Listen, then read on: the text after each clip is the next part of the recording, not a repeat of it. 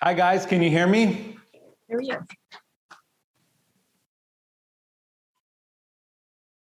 Can you guys hear me okay? Yes, we can hear you. Go ahead, please. Awesome. Well, I can't see you guys, but I'm so happy to be with you guys tonight, even if it's remotely. I guess that is kind of the benefit of technology. Technology doesn't always work in our favor, but it allows us to be in multiple places at one time. So I'm so grateful to be here with you guys, to share my story, share my heart for California. So I'll start with this. September 14th, there were 46 candidates running for governor. On September 15th, how many candidates were still running for governor of California? Does anyone know? The answer is one, and you're looking at him. So there's something that it's important for you to understand about my family and I, is that we finished what we started. And on September 15th, the day after the recall, the way I saw it, there was still work to be done. California was still under siege. There was still an attack on our families, on our liberties, on our freedoms. And so my family and I on September 15th, we took half a day to spend with each other. And then we went right back to work. And for the next few months, while I was running alone, we went up and down the state and we were advocating for our children. We were at school boards, fighting with parents and grandparents. We were at coffee shops, street corners, parks, festivals, backyards, homes, everywhere we could to continue to get out the message of hope that California was in desperate need of change. And so we fought alongside so many of you, so many other people in California advocating for freedom. And so I'll tell you a little bit about myself and kind of why I'm doing this and why I started this journey. But as you may know, I'm not a politician. I'm an entrepreneur. I built one of the fastest growing privately held companies in America. I run an ad agency, so we're one of the most influential ad agencies in the nation. Our work is seen in 50 countries, 20 different languages, and I sit on the Forbes Agency Council. I say that because because California doesn't just need a governor, California needs a CEO. And in addition to my business, you know, I have family that served in the military and served in law enforcement. So if you think about it, my family has been creating jobs, securing our streets, and protecting our nation for decades. But our story doesn't start there. Our story actually starts in a small little town called Esperanza, Cuba. And if we had a map of Cuba, you wouldn't even be able to find it. It's so tiny. My grandfather was a cigar roller for the Upman factory. He had 3 young girls and a pregnant wife, and he realized that Cuba did not provide the future that he wanted for his family. So he applied for a visa, and he came to this country legally. Now, my grandfather couldn't afford to bring my 3 aunts and my grandmother, so he had to come alone, and he ended up in Watts. A guy gave him a bed and a job, and it took my grandfather 6 months to save up enough money to buy the plane tickets for my 3 aunts, my grandmother, and at that point, my 6-month-old father. They ended up in Los Angeles, where my grandfather knew that he did not want to depend on the government. He had come to the United States. It was the land of opportunity, and the last thing he wanted to do was depend on the government. So he became an entrepreneur. He saved up enough money, started a little metal finishing business in South Central LA. That company still exists today. It's 60 years old. My father now runs it. It's not successful by Forbes standards, but it did provide for my grandfather, for my father's generation, and for mine. When I was 18, I thought I would actually take over the family business, and my father gave me a job at 18, and about 3 months in, my father comes into work one day, taps me on the shoulder and says, "Anthony, you're fired." Truth be told, it wasn't my fault. It was during the O.J. Simpson trial, America's first reality TV show. My father decided to put a TV in the office, and I guess I was doing too much TV watching, not enough invoicing, and so he told me that I needed to find my own way. But it was the best decision my dad ever made for me, because A year later, I met my wife. I was 19, she was 17. We've been married for 26 years. We have 5 beautiful children, 4 biological, 1 adopted, and we were foster care parents for a season of our life. During those early years together, my wife was 9 months pregnant, walking 2 miles to a Subway to make minimum wage. I was working odd jobs. We were eating hamburger helper without the meat because we could not afford the ground beef. I was too proud to ask my dad for help. She was too proud to ask her parents for help. We had a cardboard box for a coffee table, a plastic dining set, and a broken refrigerator. Some people close to us thought we didn't have anything at all, that we lacked everything. But my wife and I knew that we had everything that we needed. We had each other, we had our faith, and we had our children.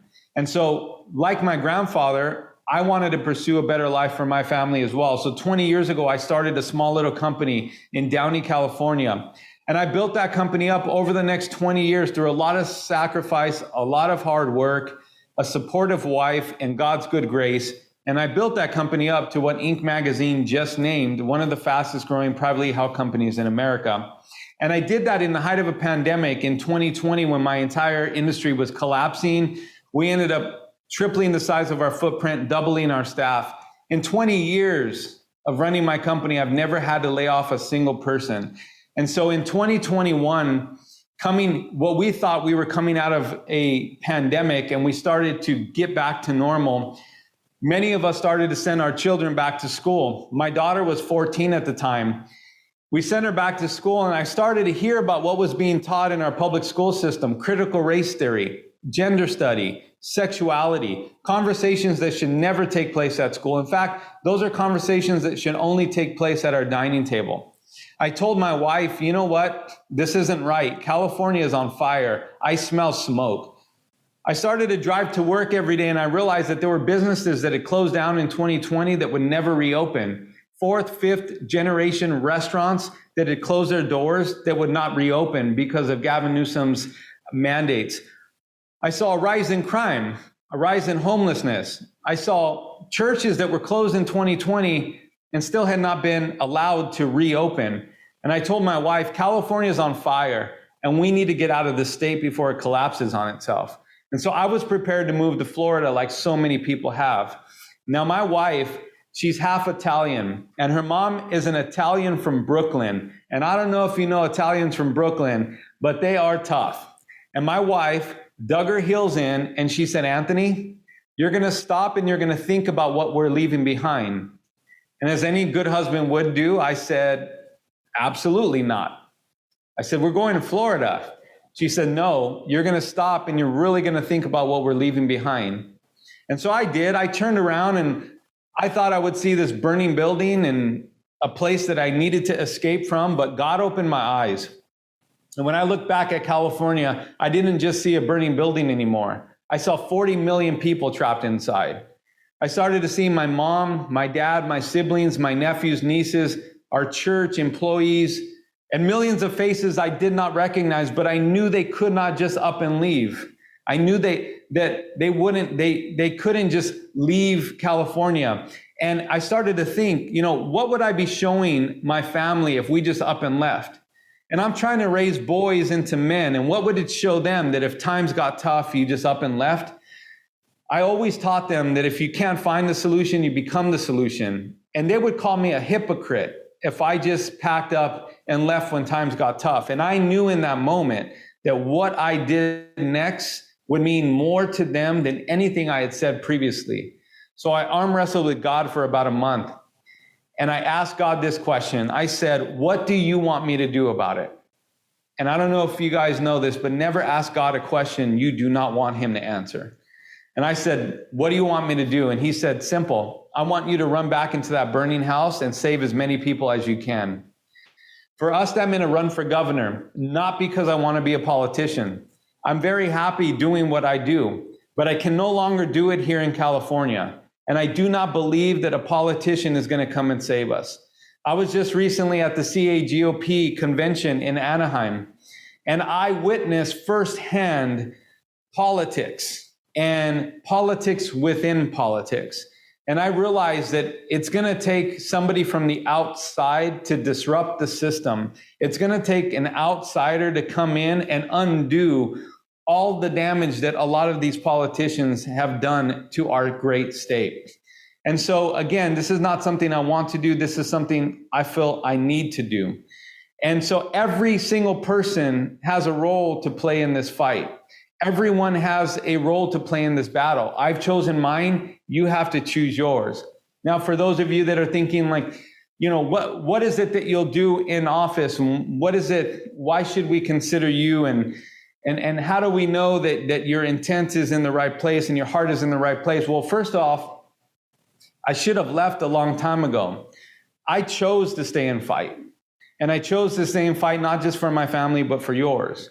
And in office, there are, people often ask me, what are some of the things you're going to do when you get in office? I said, you know what? My administration is really about all the things we're going to undo in office, more than what we're going to undo. Lifting the state of emergency, lifting the mandates across the state, banning and making illegal critical race theory and sexual gender studies in our school, dismantling the teachers union, giving our farmers the water they deserve, becoming energy independent. These are just some of the things. Letting police be police again, prosecuting crimes, eliminating no cash bail and early release. There are fundamentally so many common sense things that need to be done in our state. But there is an evil agenda that exists in our state that has absolutely nothing to do with politics.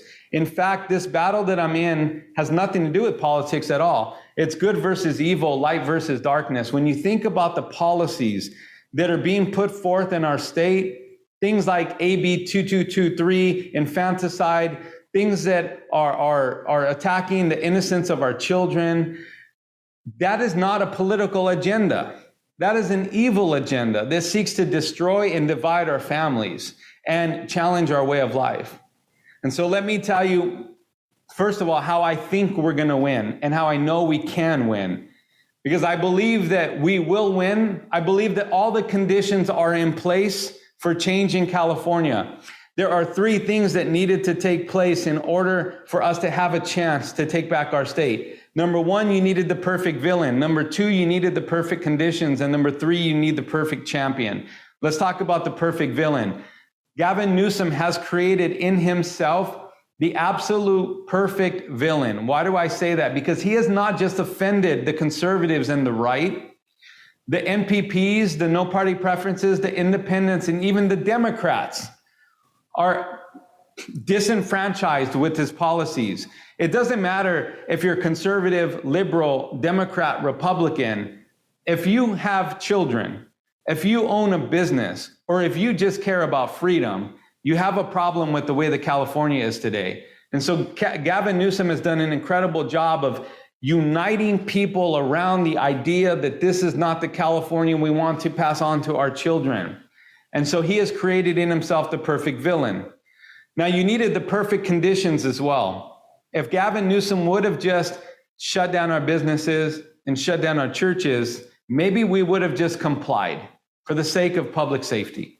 But when Gavin kept pressure on churches, kept pressure on businesses, when he made it impossible to afford to live in California, when he allowed criminals early release and no cash bail, when he started to attack our children, he then created fertile ground, the perfect environment for people who normally don't get involved in local politics, who normally don't vote. He rallied them up. He fired them up. And he created one of the fastest growing voting demographics in California in moms and in grandparents who are fighting and advocating for their kids. So he has created the perfect condition for people on the left and the right to come together to fight against this type of tyranny. And the last thing you need is a perfect champion. And I'm not talking about me. I'm talking about all of us. I'm talking about the fact that there is a movement happening in California that is bigger than any one person. That it's a rally of so many people from so many different party lines, religious backgrounds, and ethnicities, all standing together to say, this is not the California that we want. We want change. And I believe all three of those conditions exist. and we have the best chance of taking our state back. And lastly, strategically, the way that we win and the way that we galvanize voters is in three parts.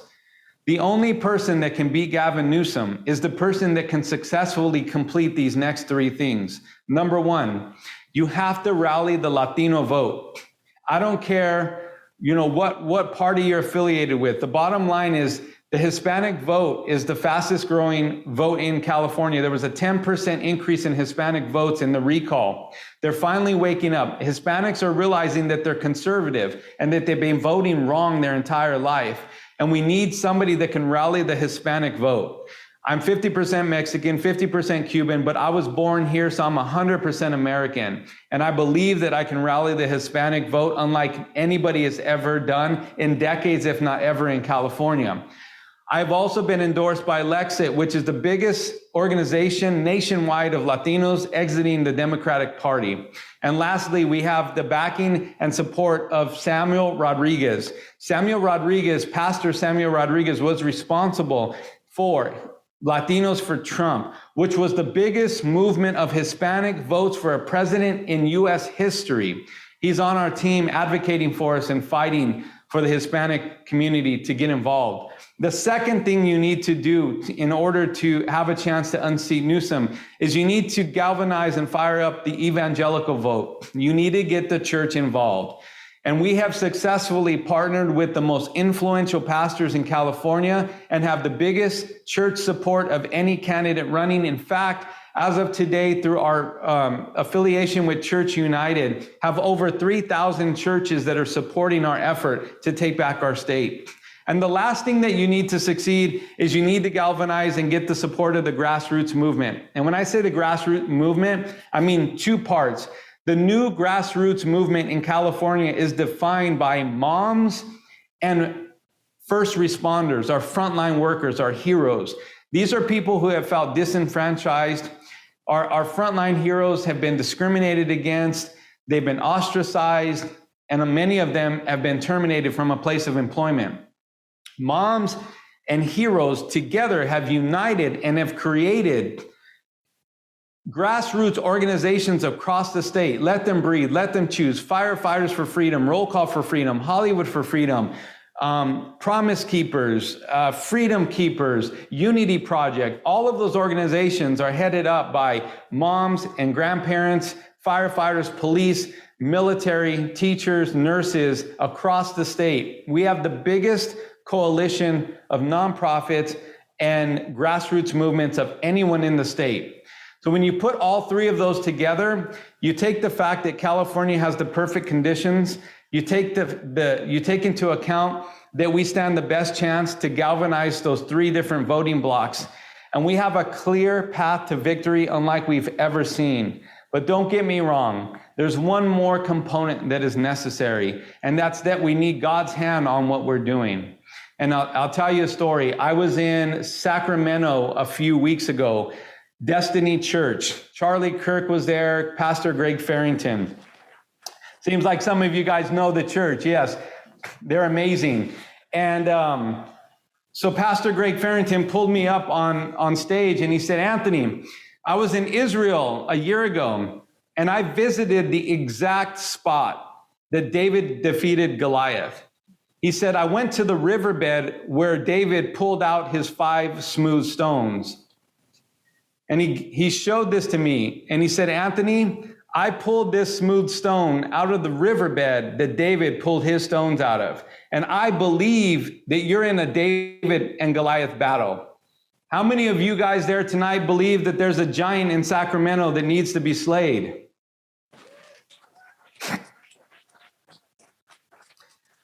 Well, it just so happens that my middle name is David. So I believe that I've been called to this. I believe that my entire background, my history, my story has prepared me for this. And with your support, with your volunteer effort, your donations, your prayers, I will be the 41st governor of California. Thank you so much. I appreciate you and your time.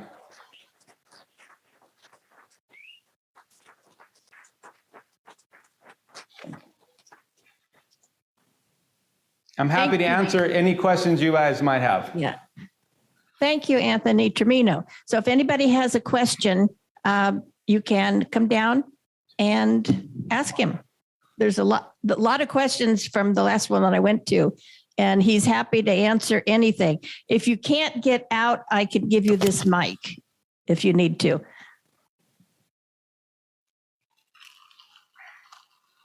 No, it's fine. I have a question for you. When Arnold Schwarzenegger became governor, whatever you think of Arnold Schwarzenegger as governor, he was taken out by the California Teachers Union. How you talked earlier about, or mentioned earlier about the getting rid of the union. How are you going to do that, or reducing its influence in California? How specifically would you do that? Sure. So the first thing we're going to do is we're going to advocate and support and bring to pass school choice, which will give power back to the parents. Yeah. That's phase one of the effort. We need to give power back to the parents. Once we give power back to the parents, then we take power away from the teachers union. But the second way we do it is to basically hit them where it counts most, in finances, right? So the teachers unions are able to operate the way that they do because of the support that they get from teachers. And the reason why they get the support from teachers is because they promote and preach protection, liability protection. And the problem is that most teachers don't know that there are alternatives to teachers unions for that type of liability protection. But the teachers unions have such a stronghold on our schools and the narrative that a lot of teachers don't know this. So it's about educating teachers, equipping the teachers with alternatives to the unions.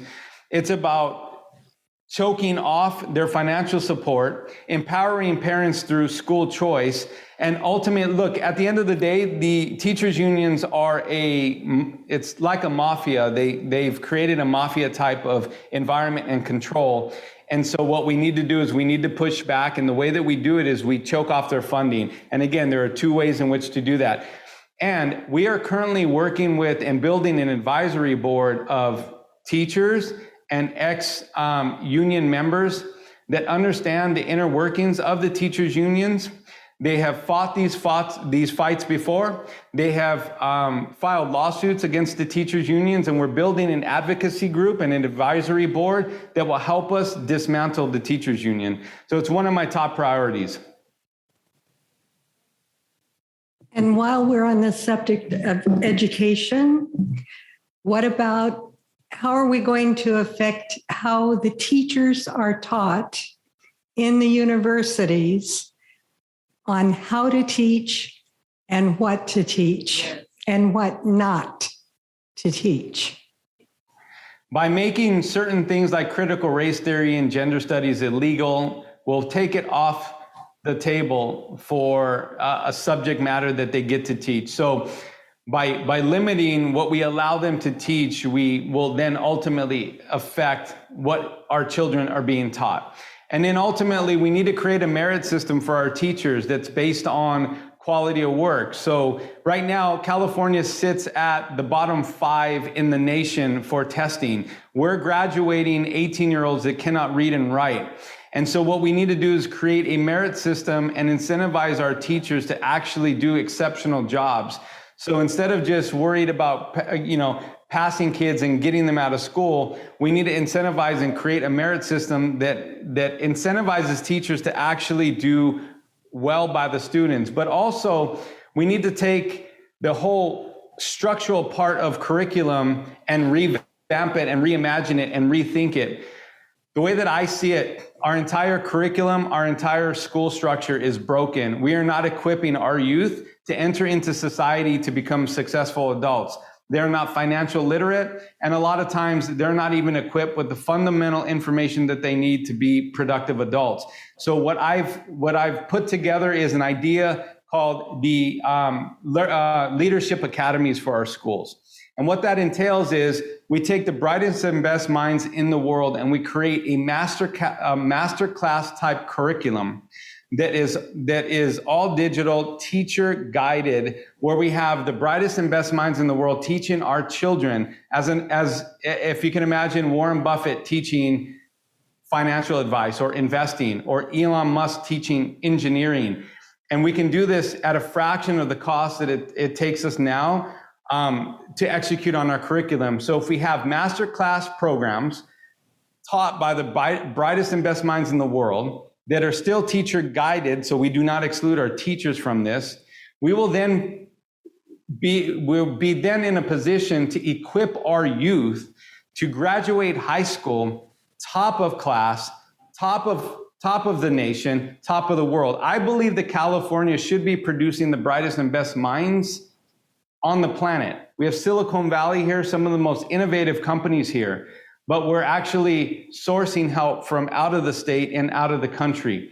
We need to raise up our young men and women to be the next generation of entrepreneurs, CEOs, governors, presidents, whatever they want to be, and I have a plan to do that. Thank you.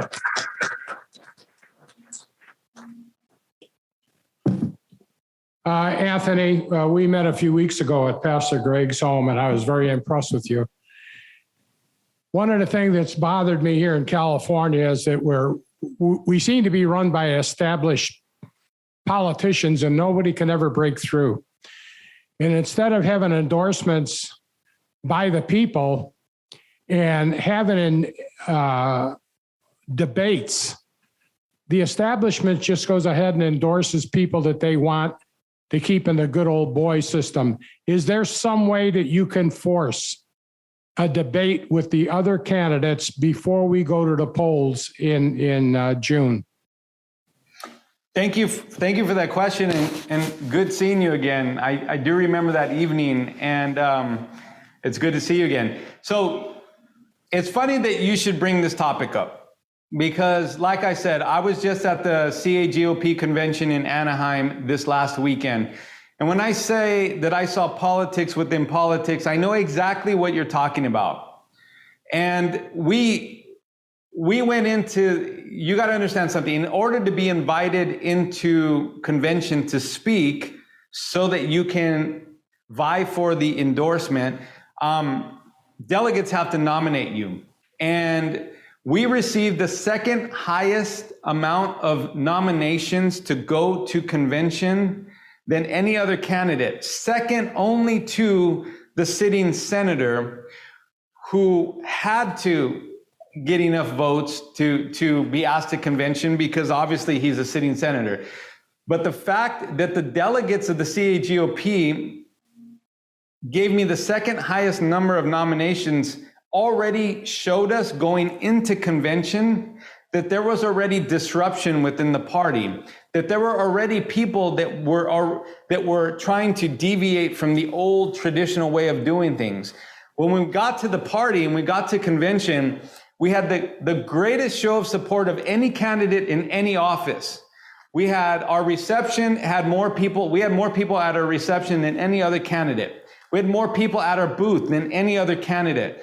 We had people that were there at convention just to support us. It was amazing. And so going into the last day of convention, when they actually vote for endorsement, there was a sense of hope that it would not be politics as usual. We had hoped that we had made such a difference, made a case, and really made a compelling enough story that the establishment people would see that our campaign is really the only hope the party has of creating relevancy again and best reflecting the diversity that exists within California. So we gave our speech. It was well received. We go into Sunday on the day of voting, and first round of voting, we basically split the votes with the sitting senator, which you have to understand something. The CAGOP is made up of 1,400 members. These members and delegates are very entrenched in the political system. And so technically, a sitting senator should be able to go into that environment and take the endorsement first round. But because we had created such momentum, and there is such a movement happening in California, that we split the votes on the first round. It had to go to a second round where we split the votes again. It went to a third round and a fourth round. At the end of the fourth round of voting, the chair of the GOP had to call a no endorsement because my opponent was not able to get the 60% threshold he needed to acquire the endorsement, which was huge because it showed that we had started to penetrate a very traditional mindset. But somebody stood up in that meeting and forced what was called a motion to reconsider. And so what they did was they went through another round of voting to determine whether or not they were going to have us compete again for the endorsement. That motion was approved. They voted to put us back onto the ballot, and him and I went up for a fifth vote. And on that fifth vote, he was able to eke out 61%, the bare minimum required to get the endorsement. There are all kinds of conspiracy theories running around as to how that happened and why that happened. I won't even get into that. Most people believe, some people after convention came up to us and said, we apologize, you didn't get the endorsement. You deserve the endorsement. We're sorry you didn't get the endorsement. And I said, no, don't be sorry. We disrupted the system. We showed them the power of the movement we've created. We showed them that it's not politics as usual. Even within the party, there are people who understand that the Republicans will not win California back if we continue to do the same things over and over and over again. That we cannot continue to get behind politicians just because, that's what we've always done. We need to get away from traditional politics. What's happening in California has absolutely nothing to do with politics. And so to kind of land the plane on your question, how do I think we can get out of this? It's simple. The people of California need to make their voices heard through their votes. We need to show the establishment that we are not just going to sit idle anymore and allow the establishment to continue to push forth candidates that just cannot win. We need to start getting behind candidates that look different, sound different, that better reflect the diversity that exists within California. I think we have that movement. I think we have the momentum behind us. And all the numbers and all the results that we're looking at from convention and outside of convention show that there is a shift in the atmosphere. And people are finally realizing that to get to places you've never been, you have to start doing things you've never done. And we are that thing.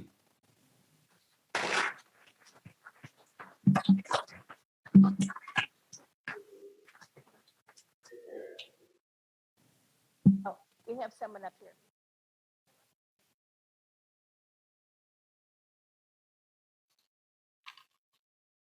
Is it on? Yeah, it's on. Okay. Okay. First of all, thank you, Anthony, for taking the time to spend with us this evening.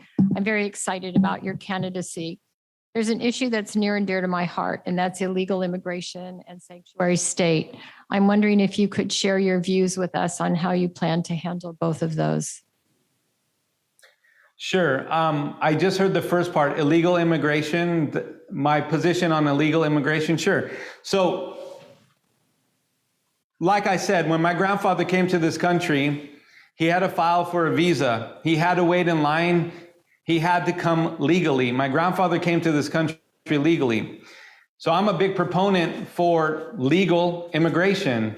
My grandfather had to follow the rules and became a productive member of society, ultimately became a citizen here in the United States. I think that illegal immigration has two net negative outcomes. Number one, it puts unnecessary tax burden on the people of California and the nation. And I also believe that it creates an opportunity for drugs to come into our country and violent offenders to come into our country, making our streets unsafe. As a matter of fact, one of my best friends, we've known each other now for over 30 years, just lost his nephew a month ago to fentanyl that they can trace back to coming across our borders. We have a drug pandemic unlike we've never seen. We have unnecessary tax burden on our citizens. We have our healthcare system being taxed, our jails overrun. We have, crime on the rise. In order to have a safe and sustainable society, we have to have a strong and secure border. And I believe that we've had the right message for years, but it's been in the wrong messenger. And so I'm super excited about the fact that as the grandson of an immigrant, as a Cuban, Mexican, American, I can sit there and have a dialogue with our Latino community and tell them in a different way, through a different approach, why it's so important that we have strong borders, strong immigration laws, and why we cannot give privileges to people who can just walk across our border as opposed to those that need to fly. There are people all around the world that want to get into this country. They're standing in line. They're paying fees. They're going through attorneys. They're waiting, oftentimes for years. And we do not give those people special privileges. Why do you deserve special privileges? Because you can walk across our border. I believe in strong borders and strong immigration laws.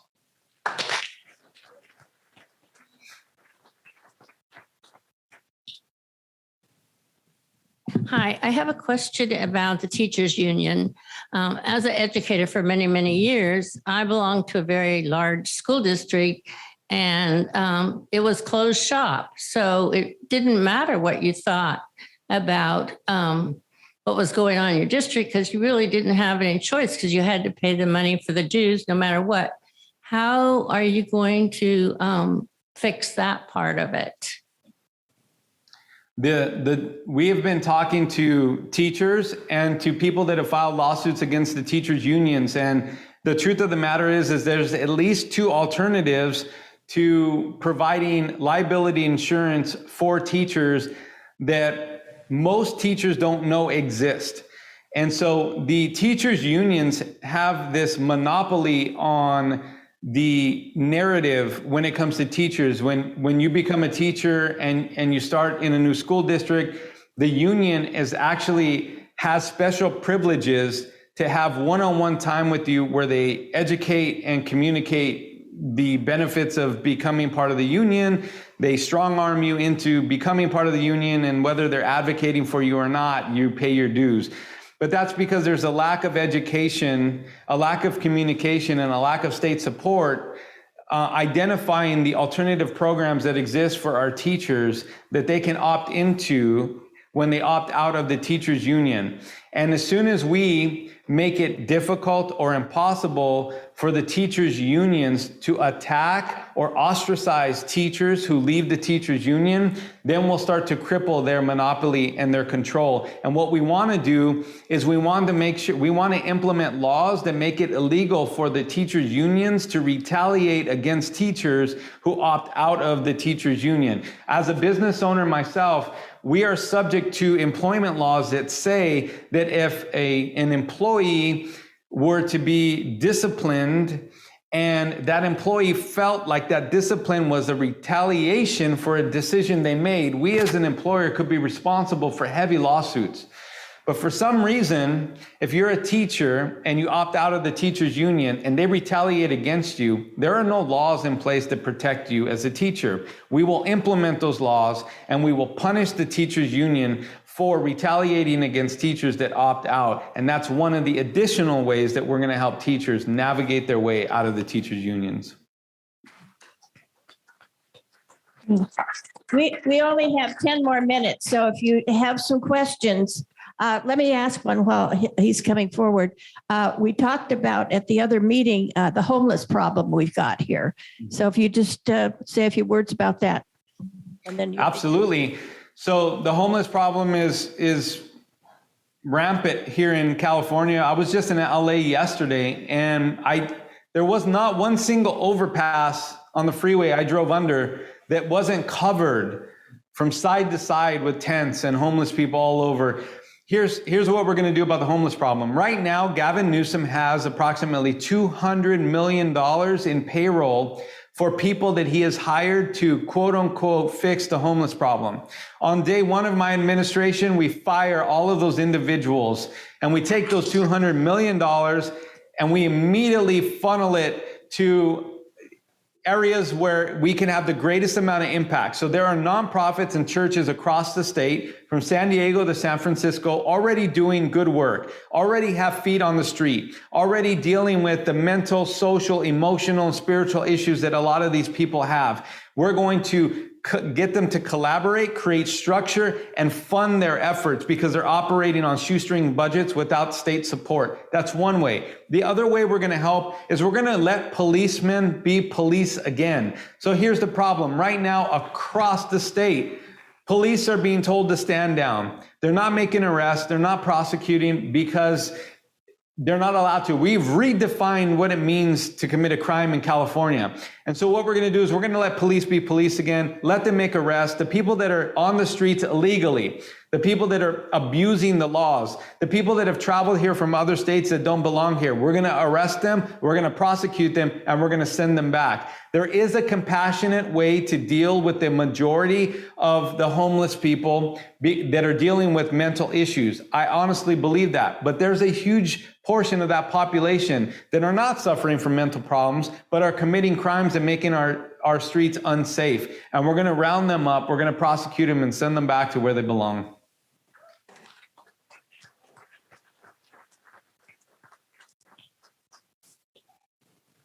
I like your agenda.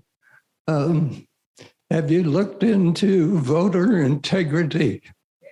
Do you think you can get an honest election in California?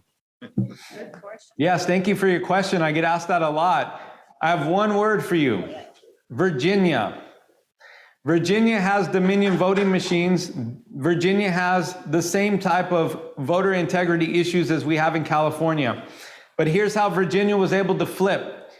They did two things. One, they came out in record numbers and voted despite being discouraged, despite not trusting the voting system. They still came out in record numbers and voted. The second thing they did, and the most critical, is they worked or volunteered at the polls. They became poll watchers or poll workers. There are 23,200 voting locations in California. We have 2 churches that have committed to having at least one person at every single voting location this election. We are working on getting more churches and more volunteers involved. So it's not one person, it's 2 or 3 or 4 people in shifts at every voting location across the state. Your mere presence at a voting location would deter fraud from happening. It won't prevent it completely, but it will absolutely deter it. So if we come out in record numbers and vote, if we work the polls or volunteer to be a poll watcher, we can minimize the impact that fraud has on our voting. The last thing we can do, and one of the most important things we can do as well, is vote in person.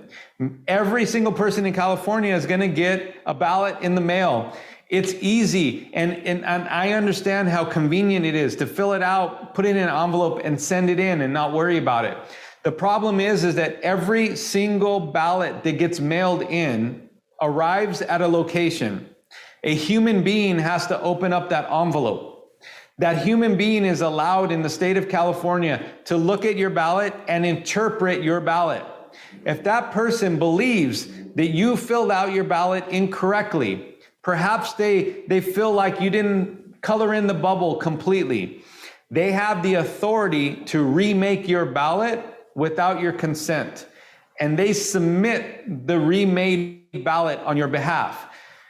In the last presidential election, 600,000 ballots were remade in San Diego County alone.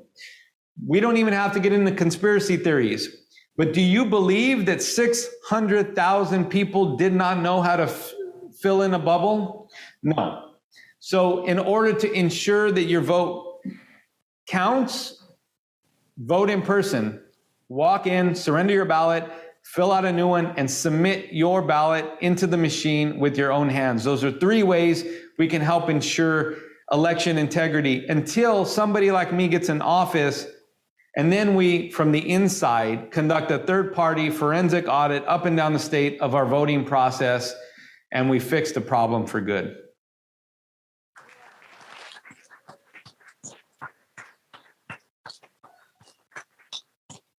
I think that was the last one. Is that correct, Anthony, that you need to leave?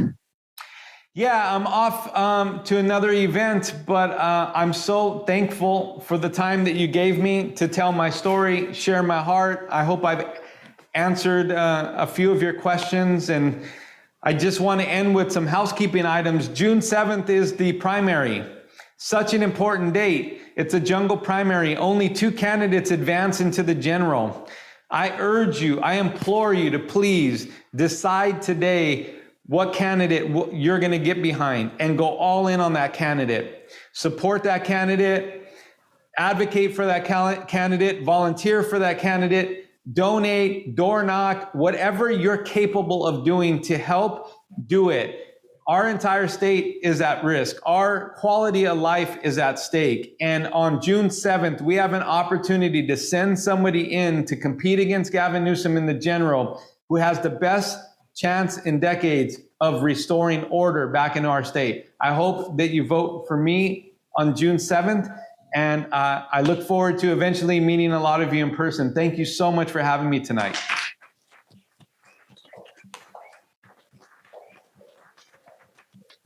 Thank you. Thank you, Anthony Trimino for governor.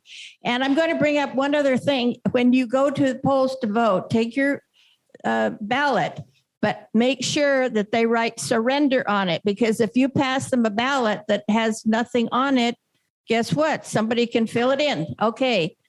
Lee is going to say something about that. Oh.